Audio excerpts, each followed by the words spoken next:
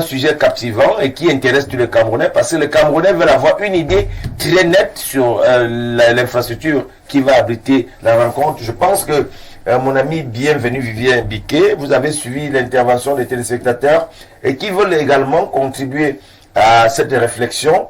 Aujourd'hui, et quand on regarde ce qui se passe, est-ce que là on ne peut pas dire que c'est une façon d'enterrer définitivement le label Lion Indomptable pour Cameroun? Voilà, avant de revenir à votre préoccupation, je voudrais d'abord m'appesantir sur le passage de Casimir Manguet, avec qui je ne vais pas partager un point de vue. La FECAFOOT n'a pas de stade, bien entendu. Les stades sont construits au nom de qui? J'aurais cru entendre ici que le chef de l'État a conçu ces stades et les mettre à la disposition de la jeunesse. Alors, aujourd'hui, s'il faut faire chanter la jeunesse dans ces stades, dites-vous bien qu'Eto ne joue plus au football. Ce sont les jeunes qui jouent au football. C'est pour ça que je ne suis pas d'accord. Alors, je n'ai jamais été d'accord qu'on exige le paiement pour le stade. On peut exiger une somme pour l'entretien du stade. Et non le paiement du stade. Ça veut dire que vous vendez les stades à la jeunesse. Alors qu'on a dit que ces stades ont été construits pour la jeunesse. Je ne voudrais pas qu'on se retrouve dans une situation confuse et embarrassante. Dites-nous concrètement. La FECAFOOT, c'est qui? L'État, c'est qui? La FECAFOOT n'est pas partie prenante dans l'intégrité de l'État. Le football camerounais, c'est le football guinéen ou bien camerounais? Les stades appartiennent à quelle nation? Au Cameroun? C'est un faux débat. C'est un faux débat parce que il faudrait bien qu'on comprenne que on fait mal à la jeunesse. Qui devrait même utiliser ces stades? C'est la Fédération camerounaise de football qui aujourd'hui est en train de réduire son champ de jeu au niveau de ces stades. Odia à gauche, Bankomo à droite. Oui. Bon, ces stades-là, ce sera réservé pour les oiseaux qui habiteront pour chanter. Ça n'a rien à voir. Qui a été récupéré par ça n'a vraiment rien à voir. Je dis, on ne peut pas dérouler tout un rouleau compresseur par rapport à un individu, en reléguant au dernier rang, n'est-ce pas, les intérêts de la jeunesse. Je suis désolé. Je suis vraiment désolé. Vous pensez que c'est Eto qui joue au football? Ce sont nos enfants qui jouent au football. Alors, lorsque vous exigez des sommes fallacieuses pour qu'un match de football se joue, et si la FECAFOOT ne parvient pas, on fait comment?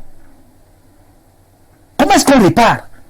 Et vous allez entendre les gens claquer les mains et demander de l'argent à la FECAFOOT pour payer les stades. Entre-temps, c'est même genre des enfants qui jouent au football. Moi, je ne peux pas être d'accord avec ça. Entre nous, je ne peux pas être d'accord avec ça. Pourquoi? Parce qu'on fait plutôt mal à la jeunesse. Maintenant, revenons-en. Sur les stades, la FECAFOOT doit faire profil bas parce qu'elle n'a pas de stade? Non. Ces stades sont construits et mis à la disposition de la FECAFOOT. Parce que c'est la FECAFOOT qui utilise les footballeurs. Mais que non. Je dis le problème qui alimente cette affaire, c'est parce que personne n'est à sa place. Humblement que chacun retrouve sa place. Dans toute organisation, il y a un bord. Et dans chaque organisation, c'est le bord qui régit le fonctionnement de cette organisation. Ce n'est pas une histoire de diplomatie. Ou alors il faut équilibrer à gauche ou il faut équilibrer à droite. Non. La FECAFOOT est l'organe technique. Et qui a pour prérogative tous les paramètres d'organisation d'un match de football. Il faut le dire haut et fort. Je ne suis pas quelqu'un qui soutient la Fédération camerounaise de football. Je ne soutiens pas la Fédération camerounaise de football en tant que dirigeant de club.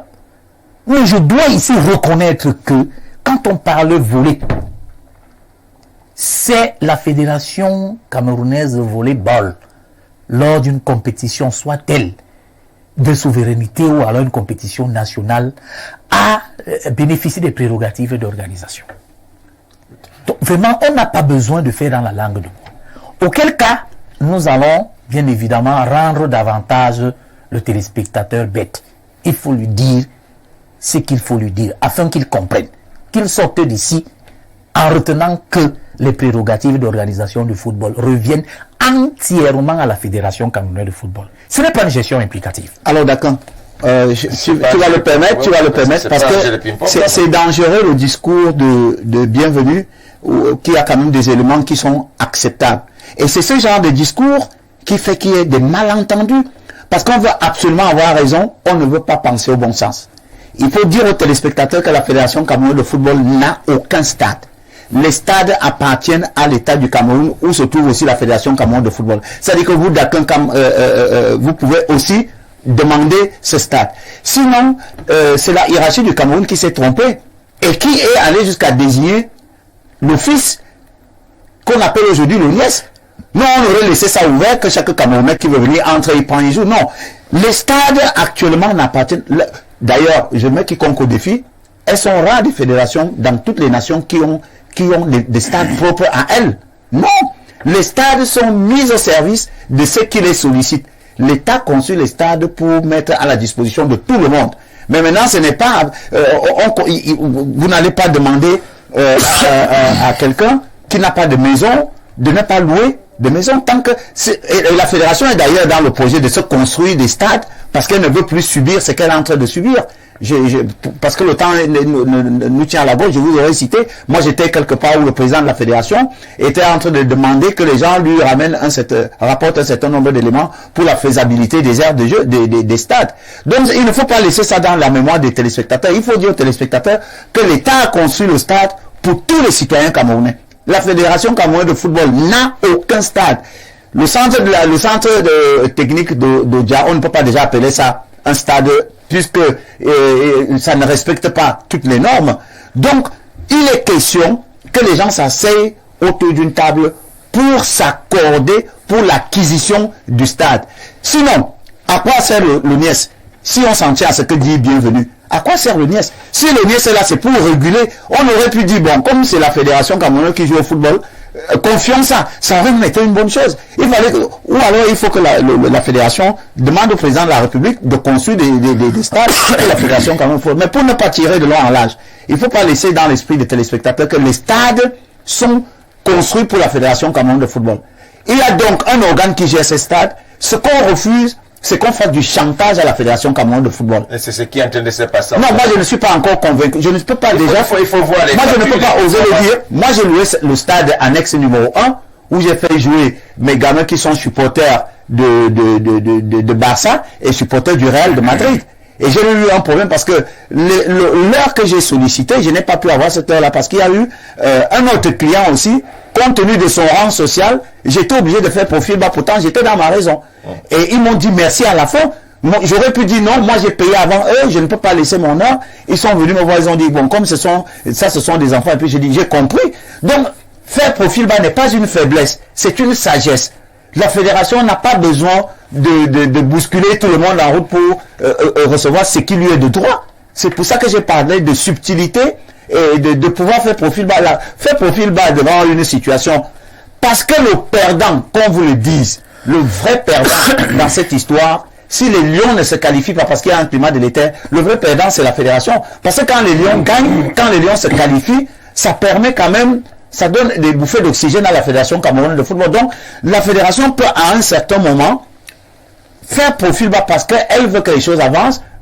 On sait, tout le monde sait que l'organe technique, c'est la Fédération camerounaise de football. Quand on parle de football, on ne parle pas du ministère du sport. Est-ce qu'on tient en compte quand même, est-ce qu'on tient en compte les revendications? Allez-y, je vais vous relancer, une façon de vous relancer. Avant que je vienne à vous, est-ce que c'est pas une façon de vouloir clouer définitivement le président de la Fédération camerounaise de football? Mais ce serait maladroit. À chaque fois qu'il a émis peut-être un vœu, ce vœu n'a jamais été exaucé. Mais c'est une maladresse. Ça veut dire que les gens sont mal intentionnés. Le président de la Fédération camerounaise de football ne peut pas poser un vœu. Il faut d'abord l'écouter. Et puis les vœux ne peuvent pas être des contraintes. Il peut bien solliciter quelque chose à ce moment précis. Depuis quelque temps, moi j'ai besoin de l'honnêteté. Oui. Vous comprenez, Thomas? Si le président de la Fédération camerounaise de football se présente, et c'est pour ça que moi j'aime pas nommer les personnes.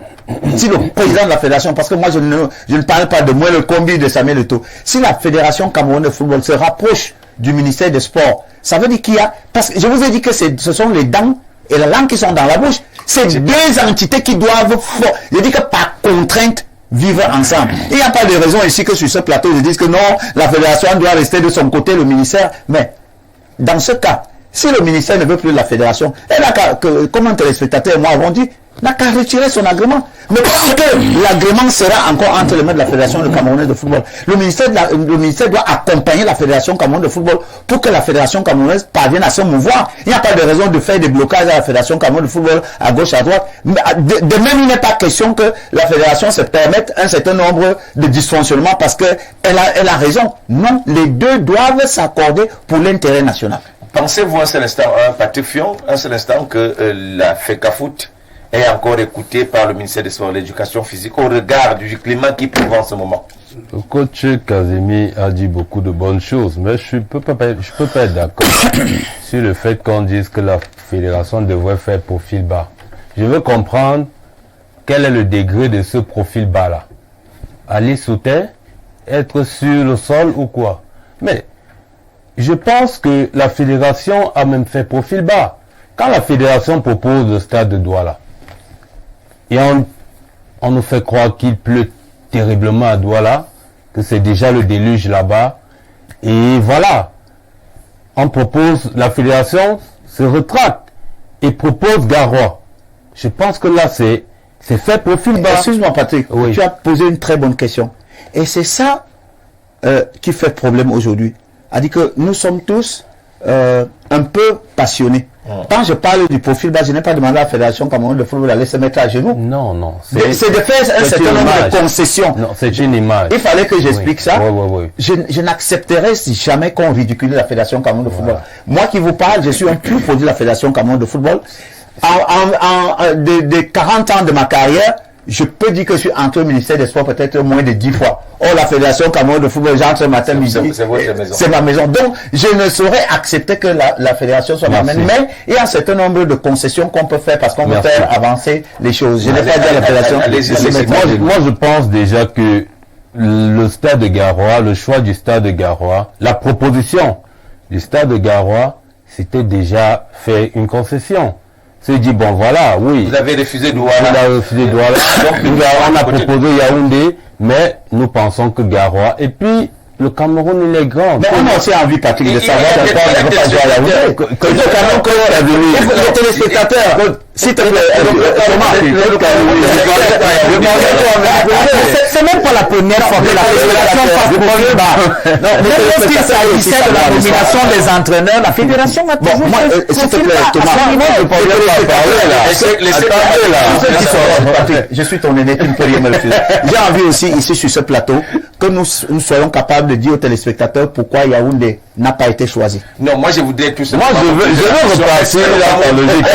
Je reviens à vous. Oui. Je voudrais juste poser une question que j'ai reçue ici la semaine dernière, où un téléspectateur me posait la question de savoir si le Cameroun est perdu entre Yaoundé et Douala. Pourquoi ne pas choisir les autres régions? Il y a par exemple le stade à Kouékon. Le stade de Kouékon pouvait abriter cette rencontre.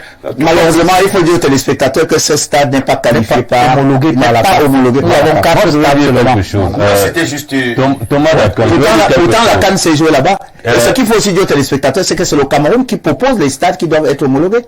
Ça, beaucoup de gens le coach Kazemi a émis l'idée de faire des programmations au niveau des stades. Et faire une programmation au niveau des stades, ça impose que on puisse voir tous les paramètres, que ce soit le climat, que ce soit la période, que ce soit les mouvements migratoires, que ce soit l'activité de la population, concernant les villes. Tous les paramètres en fait. Tous les paramètres en fait. Donc, je pense que avec ce problème, il va falloir regarder dans ce sens-là. Mais maintenant, moi je suis quand même inquiet. J'ai l'impression que certains individus, quand on les sort de Yaoundé, ils n'ont plus de force, ils n'existent plus. On dirait que en dehors de Yaoundé, quand ces gens vont ailleurs, ils ne sont plus au Cameroun. C'est inquiétant. Parce que quand je vois la motivation, toute la détermination, ne pas partir ailleurs, je me demande qu'est-ce qui ne va pas. De quoi ont-ils peur? Douala, on a peur. Garoua, on a peur. Mais c'est notre Cameroun. C'est l'État du Cameroun qui gère toutes ces régions.